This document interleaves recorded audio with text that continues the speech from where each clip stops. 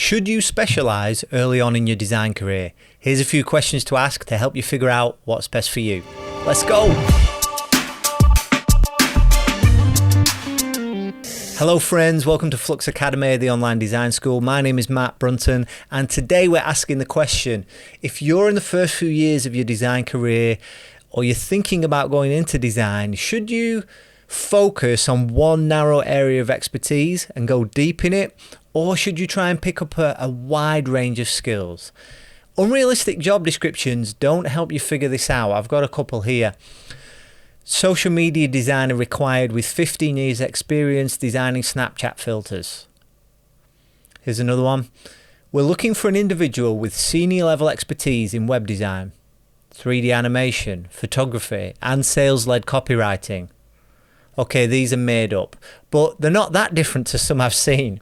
But my 18 years in design tells me that you can succeed with either approach, deep expertise or wide knowledge. So to decide what you should be doing next, which is the real important question, ask yourself these questions. Number one, do I understand my options? So even within a field like graphic design, there are a lot of options. So let me try and do some here off the top of my head. Traditionally, we would be in the field of print, but even within that, you might be working in something like packaging, and that would be very different from, say, book design. And these are just two of like many examples. But if you're going to do books, are you going to do book covers, or are you going to do typesetting? These are different kinds of skills. And now, obviously, we have the proliferation of digital. So within that field, traditionally, there's web. Now we have social. Web can mean doing UI design, but that can also be a separate field. You can also do things like apps. You might do UI is user interface design, UX, user experience design. That could be for these things. It could be for something, for example, like a vehicle, like the interface in, if you've got a modern car, you know, the sort of digital interface and the menus and how that all works. UI, UX is often called product design now in the digital space. Obviously, we could go further into like product design in terms of industrial design. If you're making physical things, and often there are different design components that would come from more a graphic design background, so you may interface with industrial design or lean into that. That's to say nothing of things like interior design. You could be designing things for events. That could be a print thing, that could be an overlap. So there's a traditional field like animation. So now we have what we might call like motion graphics. We've got 3D. And then there are certain skills as well, like, for example, as a graphic designer, you might have a skill like retouching, but that's been a skill that's also been used by photographers. And now we have this thing like art worker, which means someone who uses the software but doesn't necessarily make all the design decisions, more producing stuff. Sometimes people make that distinction. So a graphic designer would do retouching, but a photographer, would also do retouching, and UI would encompass web, but it could also be for an app. It could be also for, how do I stay on this tool? Does anybody know how to use FigJam? It could also be for a vehicle, and you could do UX for all those things. I could draw lots of lines, but it's being aware of the options. Graphic designer is a very general term. Someone like Beeple, Mike Winkelmann, described himself as a graphic designer. He's like a 3D artist, digital 3D artist, and that's his world now. He's in the art world. So there's many different things that you can do within graphic design. So it's understanding these options, and as a generalist you would be involved in a number of these areas, and maybe even things within the wider marketing space like strategy or copywriting, creative, advertising placement, account management, all different skills that you might have. And even within graphic design, if you're a specialist operator, there's different things here that you could go into. So it's being familiar with these. I wasn't aware of this world and how it all fits together. Obviously, it's developed over the last 18, 20 years that I've been involved in design, but I wasn't even aware when I began of all these different options and how they would fit and the different roles that people were doing. So get familiar with them. The next question you would ask is probably number 2, where do I want to work? And you could work in-house, which means for a company that has designers employed. It could be any kind of company, making widgets, might be making cars, might be making tools. They could be doing anything, but they might have designers in-house or marketing team in-house. You could work for an agency, so that could take many different forms. So that could be a design studio, that could be more of a brand consultancy, that they maybe focus on branding and they do strategy as well as identity design. Design studios would work on design specifically, design-led projects, the skills of design, rather than into wider marketing space, because you have marketing agencies and then advertising agencies. I'd make a distinction. I think advertising agencies are more, they can handle the creative as well and bigger projects. So if you think of somebody doing, national TV advertisements, things of that nature, you'd think about an advertising agency with a big reach. Marketing agency might be a way to think about something that's a little bit more local, working with small to medium-sized businesses. And then you might be a freelancer. There you could be a specialist, you might be like a solo subcontractor where you work for some of these other businesses we've talked about. You could be a studio of one where you handle lots of different things. You effectively like an agency, but there's just one of you to begin with. Maybe it's your ambition to grow it into a bigger agency, or maybe you could work more like a consultant. So depending on the environment you want to be in, do you want to be in a big company, a small company, in-house agency, freelancer? I guess there's other type of agencies as well, like within like media, things like film, TV, post-production, that kind of world as well, more video-led world. So it really depends where you want to be. So if we think about maybe specialists, let's do an S, a red S, you would look at things like a solo subcontractor is probably going to be a specialist, perhaps an illustrator who does a particular style. A consultant is probably a specialist. A design studios, they can be specialists in terms of they just do design, but they might do a few types of design. They might just be a packaging studio, or they might do all kinds of print and digital and brand. They might be more of a web development company. So there's options there. Branding, that's specialist to a degree because it's just branding, but there's lots of roles within a brand consultancy. So there's opportunity to specialize within that, but depending on your size, you might be in a few roles. I would say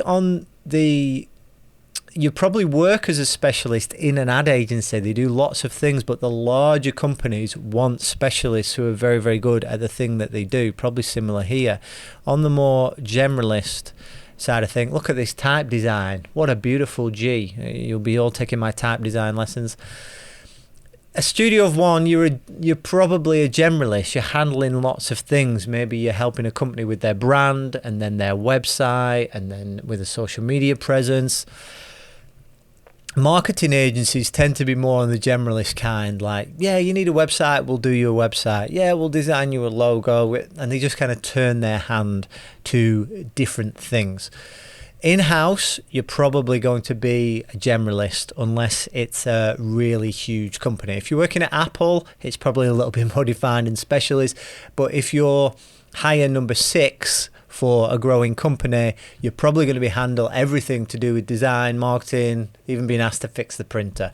So think about where you want to work, and that might help you define what you want to do. The general rule is the larger the project, the more specialists are involved. So think of something with a global reach. If you're working on an advert that's going to be shown during the Super Bowl, you're probably a specialist doing one narrow part of that, like writing the copy for it or animating just a small part of the advert.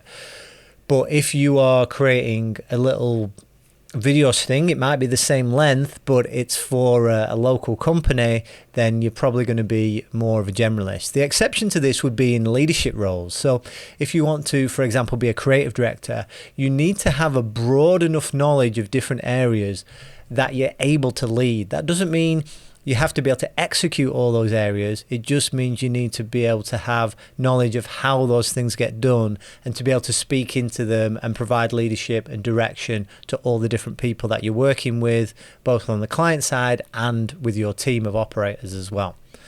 The third question you probably want to ask is, have I found my sweet spot? And how you find this is this Venn diagram of between what you enjoy, what you're good at, and what does the market value. And where these things overlap here, that is your sweet spot. And you can find what you enjoy probably just by doing the work. You get some feel for that, but it's good to try lots of different areas for this reason.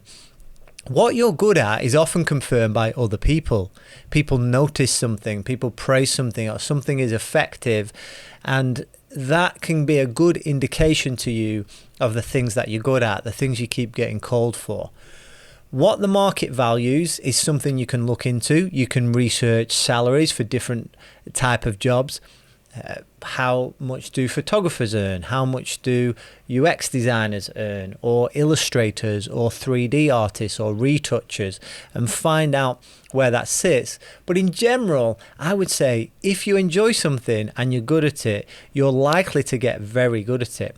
So unless it's incredibly competitive, you can probably find a space for yourself. And if you really become exceptional at anything, if you're the best in the world, or certainly very, very good, people will always value that. And it's better to be an exceptional illustrator than an average product designer, even though there are some really good salaries and day rates on offer for people in the product and the UX design space.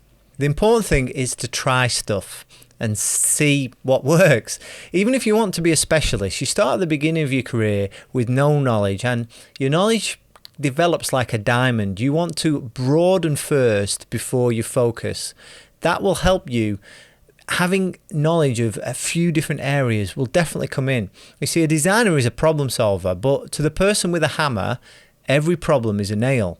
For example, if you're a web designer, if somebody comes to you and they need more sales, then we need to get the website converting better. But if they're having problems with customer service and customer support, we need to improve that on the website. Here's some things we can add. The website is always the solution. But probably if you're an illustrator or 3D animator, you'll see how what you can do can benefit a business. And that's really important. You have to know how your skill can solve real problems. But often it's not going to be the thing that you do that is necessary right at that moment. Like I had a client call me last week, or a potential client, and they were ready to go with a branding project and they had budget in place, and I could have pushed that deal, close it, get it over the line. But instead I recommended that it wasn't the right time for them to work with me. Because if we really try and figure out people's problems and help them where they're at, then we go from just being a service provider to a high value consultant.